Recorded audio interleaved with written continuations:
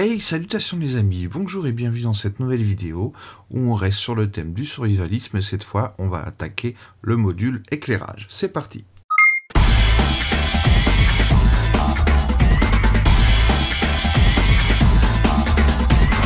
Alors, on va d'abord commencer par des choses très simples qui sont faciles à faire en atelier ou même avec les enfants. C'est ce qu'on appelle les bougies cartonnées.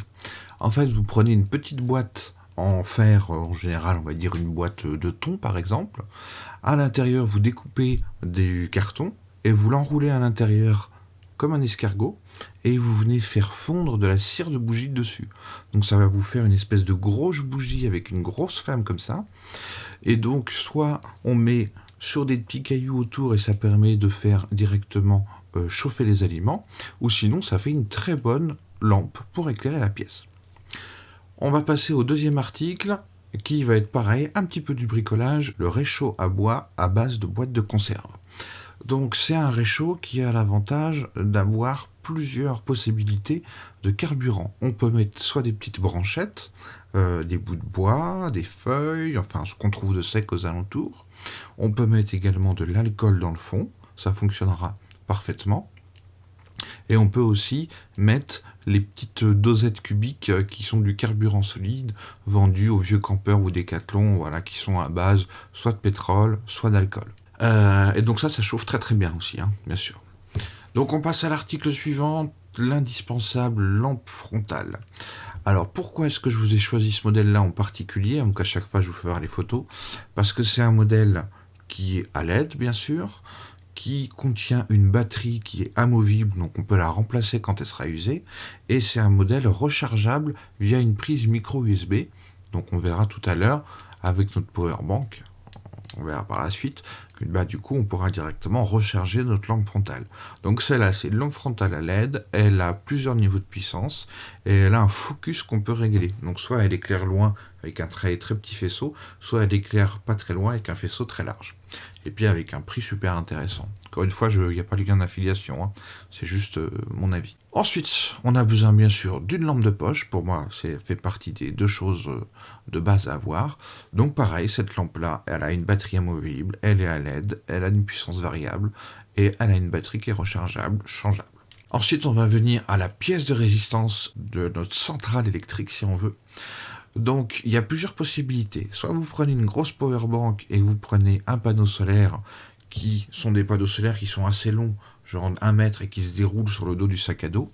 Sinon, moi je trouve que cette solution hybride est pas mal. C'est une powerbank avec un panneau solaire et qui a 4 fois sa surface en panneau solaire.